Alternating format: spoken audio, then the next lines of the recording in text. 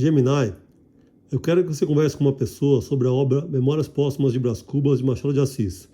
Faça perguntas avançadas e estimule uma boa discussão. Entendido. Para começarmos essa conversa sobre Memórias Póstumas de Brás Cubas, acho que seria interessante pensar sobre a perspectiva única do narrador. Brás Cubas conta sua própria história, mas ele já está morto quando o faz. Isso muda completamente o jeito como a história é apresentada, não é mesmo?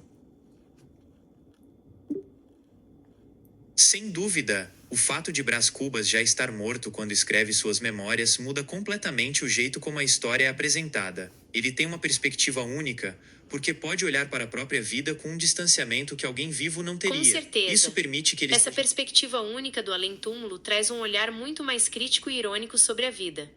Brás Cubas não tem mais nada a perder, então ele pode ser extremamente sincero, mesmo que isso signifique expor seus próprios fracassos. Você acha que essa liberdade de expressão do narrador enriquece a história, ou você sente que isso torna mais difícil se identificar com ele? Acho que a liberdade de expressão do narrador enriquece a história porque a gente tem acesso a uma versão muito mais crua e realista da vida dele.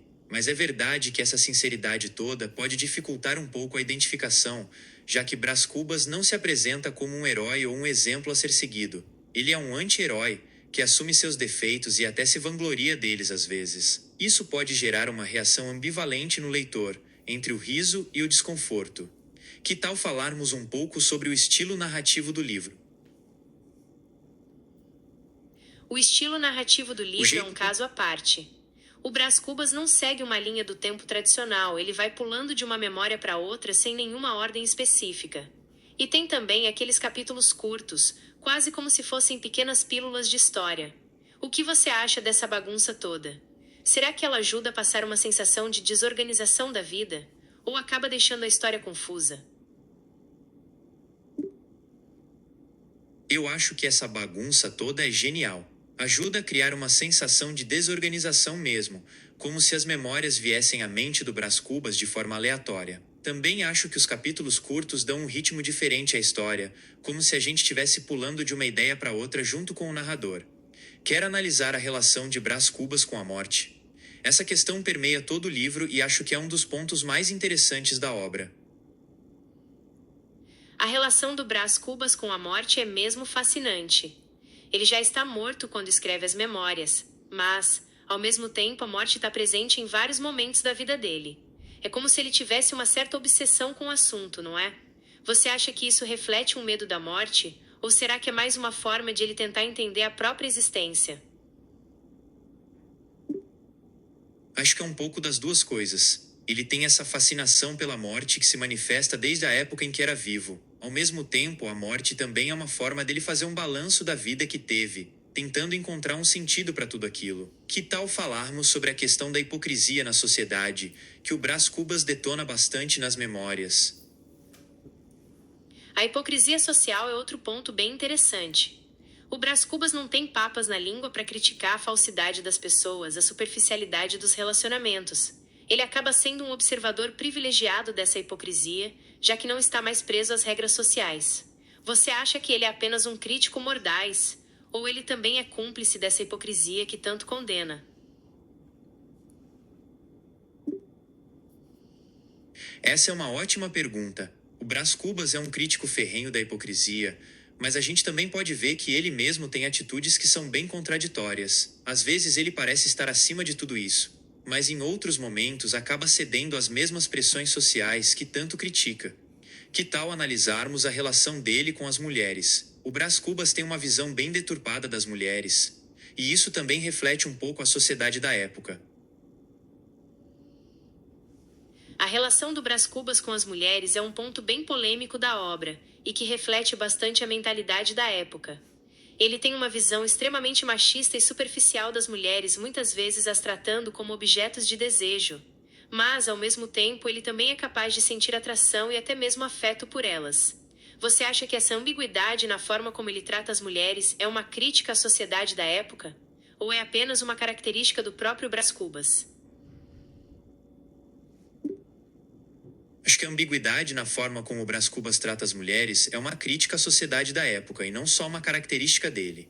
Ele acaba sendo um retrato do machismo que era naturalizado naquela época. O fato de ele ter esses sentimentos contraditórios mostra que, mesmo tendo uma visão deturpada, ele ainda é capaz de reconhecer as mulheres como seres humanos complexos. Quer analisar a figura de Virgília, que é uma das personagens femininas mais importantes da obra? A Virgínia é um personagem super complexo. Ela é a grande paixão do Brás Cubas, mas também é uma mulher casada e presa a uma sociedade que não aceitava muito bem o adultério. Eu queria te perguntar, você acha que a Virgínia é uma mulher forte, que toma as próprias decisões mesmo dentro das limitações da época? Ou você a vê mais como uma vítima das circunstâncias? A Virgília é um caso bem complexo. Ela vive uma época em que as mulheres tinham bem menos liberdade que os homens, então ela tem suas ações limitadas pela sociedade, principalmente por ser casada. Mas, por outro lado, ela também faz escolhas ousadas, como se envolver com o Brás Cubas mesmo sabendo dos riscos que isso representava. Eu te pergunto, você acha que o amor que ela sente pelo Brás Cubas a torna mais forte ou mais vulnerável?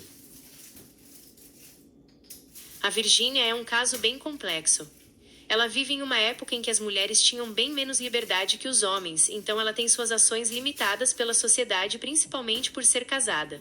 Mas, por outro lado, ela também faz escolhas ousadas, como se envolver com o Brás Cubas mesmo sabendo dos riscos que isso representava. Eu te pergunto, você acha que o amor que ela sente pelo Brás Cubas a torna mais forte ou mais vulnerável? Essa é uma pergunta que tem várias camadas. O amor pela Virgília pode ser visto como algo que dá A gente força pode para ela, pensar de várias que a faz se formas. sentir. O amor pela Virgília pode ter dado mais força para ela, sabe? Uma força de viver, de lutar contra as regras da sociedade. Mas, por outro lado, a gente também pode pensar que esse amor a deixou mais vulnerável, mais dependente de alguém que no fim das contas não poderia estar com ela. Você acha que o amor dela pelo Brás Cubas foi uma fonte de força ou uma fonte de sofrimento? Ou talvez um pouco das duas coisas? Acho que o amor dela pelo Brás Cubas foi um pouco das duas coisas, uma fonte de força e sofrimento. Com certeza o amor que ela sentia pelo Brás Cubas a impulsionava a fazer coisas que nunca imaginou ser capaz, mas, ao mesmo tempo, a deixava bem vulnerável, dependente de um amor que era impossível dentro daquela sociedade. Com certeza. O amor dela pelo Brás Cubas a impulsionava a fazer coisas que nunca imaginou ser capaz, mas, ao mesmo tempo, a deixava bem vulnerável, dependente de um amor que era impossível dentro daquela sociedade. Eu queria te perguntar, você acha que o final da história deixa uma sensação de melancolia ou de aceitação? O final de Memórias Póstumas de Brás Cubas é bem complexo e pode ser interpretado de várias formas. Eu acho que ele deixa uma sensação de melancolia, mas não de tristeza profunda. Acho que é mais uma melancolia com um toque de aceitação, sabe? O Brás Cubas não se arrepende de nada, mas também não se sente realizado. Ele apenas aceita que sua vida acabou e que a morte é o fim de tudo. Concordo plenamente. O final de Memórias Póstumas de Brás Cubas tem essa melancolia, mas não é uma tristeza profunda. É mais como um olhar nostálgico e um pouco cansado sobre a vida. Acho que o Brás Cubas no fundo aceita o fim como parte natural da existência humana. Exatamente. O Brás Cubas não é um cara triste, ele tem um jeito meio irônico de lidar com tudo. Acho que essa melancolia do final é mais um olhar crítico sobre a vida, sabe? Foi assim, tudo bem, agora vamos ao que interessa. Que tal falarmos sobre o famoso capítulo do defunto autor agora? É um dos mais comentados do livro. O capítulo do defunto autor é realmente uma quebra de expectativa, né? A gente tá lendo um livro inteiro e, de repente, fim da história. O que você acha que o Machado de Assis quis dizer com esse final tão diferente? Será que ele tá querendo criticar a própria forma como se contam histórias? O capítulo do defunto autor é realmente uma quebra de expectativa. Machado de Assis foi um mestre em subverter as expectativas do leitor, e aqui ele faz isso de um jeito genial. O livro inteiro é sobre a vida do Brás Cubas. E a gente espera um final que dê um fechamento para a história, mas o Machado simplesmente acaba com tudo. Eu acho que ele tá querendo criticar a própria forma como se contam histórias. Sabe? Mostrar que a vida não tem um final definido, que a gente não precisa de um fechamento para tudo. O Machado de Assis realmente foi um mestre em subverter as expectativas do leitor. E você tem toda razão, esse final mostra que a vida não precisa ter um fechamento perfeito, que a gente não precisa de um final feliz para tudo. O Brás Cubas não alcançou a fama com emplasto, não foi ministro, não foi califa. Mas, ao mesmo tempo, ele não sofreu muito, não passou grandes necessidades. É como se ele estivesse dizendo que a vida é feita de altos e baixos, e que no fim, tudo bem se ela não tiver um final com ponto final, sabe? Você tem toda a razão. O Brás Cubas não se define por esses grandes feitos. A relação do Brás Cubas com o Exatamente. dinheiro é bem interessante. O A emplasto é uma relação do sacada Brás Cubas genial com o do Brás. dinheiro é bem interessante, né? Ele tem uma certa ironia e desprezo pelo dinheiro, mas, ao mesmo tempo, acaba sendo bem movido por ele em várias situações. É como se ele reconhecesse a importância do dinheiro, mas, ao mesmo tempo, não se identificasse com o tipo de pessoa que se define pelas posses. Que tal falarmos sobre o famoso emplasto?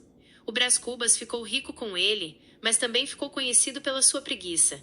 Será que essa história do emplasto é uma crítica à busca desenfreada pelo dinheiro? O emplasto é um invento maluco, né? Mas ele funciona como emplasto é uma mesmo crítica ao jeito que as pessoas buscam reconhecimento e status, às vezes sem nem pensar no valor real do que estão fazendo. O Brás Cubas até faz graça com isso, mas dá pra ver que ele também é um pouco vítima dessa busca desenfreada. Que tal falarmos sobre a relação dele com a morte? Essa questão permeia todo o livro e acho que é um dos pontos mais interessantes da obra.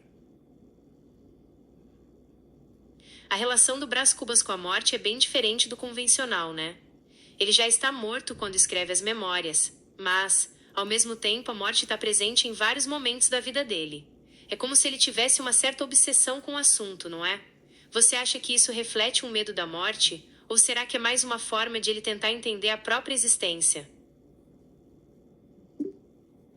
A relação do Brás Cubas com a morte é bem diferente do convencional. Ele já está morto quando escreve as memórias, mas ao mesmo tempo a morte está presente em vários momentos da vida dele. É como se ele tivesse uma certa obsessão com o assunto.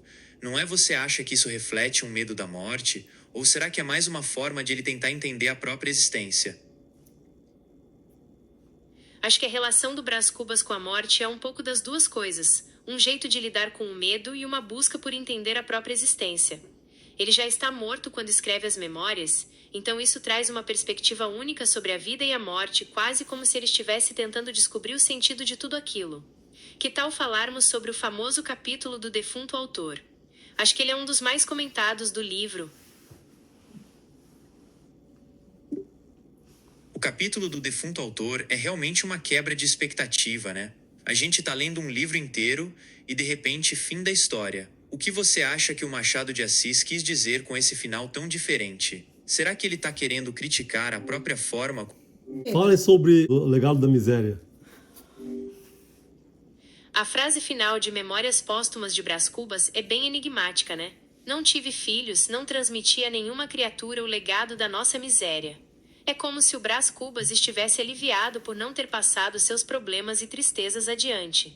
Mas, ao mesmo tempo, tem um tom de melancolia e até um pouco de egoísmo. O que você acha dessa frase? Ela te passa a sensação de alívio, de tristeza, ou é uma mistura das duas coisas?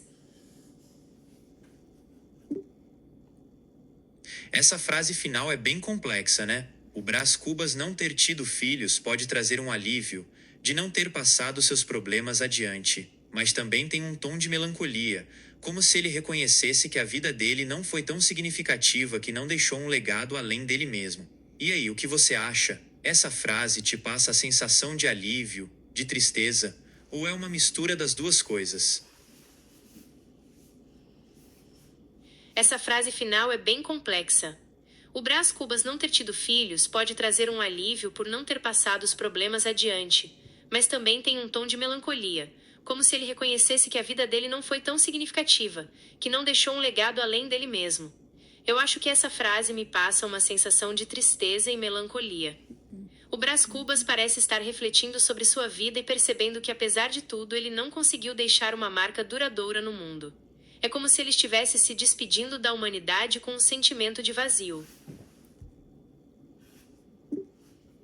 Você capturou muito bem a sensação de melancolia e vazio dessa frase final.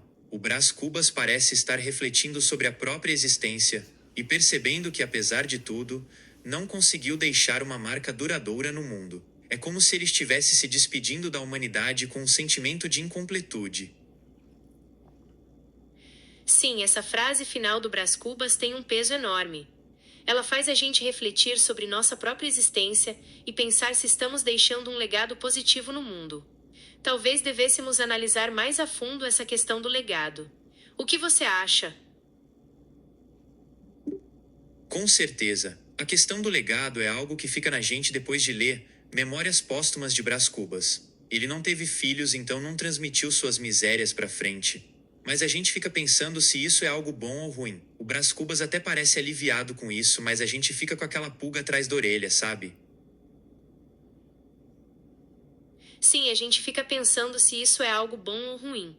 O Brás Cubas até parece aliviado com isso, mas fica aquela pulga atrás da orelha, né? A gente se pergunta se ele realmente acredita nisso ou se é mais uma forma de autodefesa dele. Que tal falarmos sobre a relação dele com as mulheres? O Brás Cubas tem uma Pessoal, visão bem deturpada. eu queria encerrar a discussão. Muito obrigado pela conversa, foi ótima, viu? Imagina, Acho que a gente pode foi um fechar com prazer chave de conversar. ouro analisando.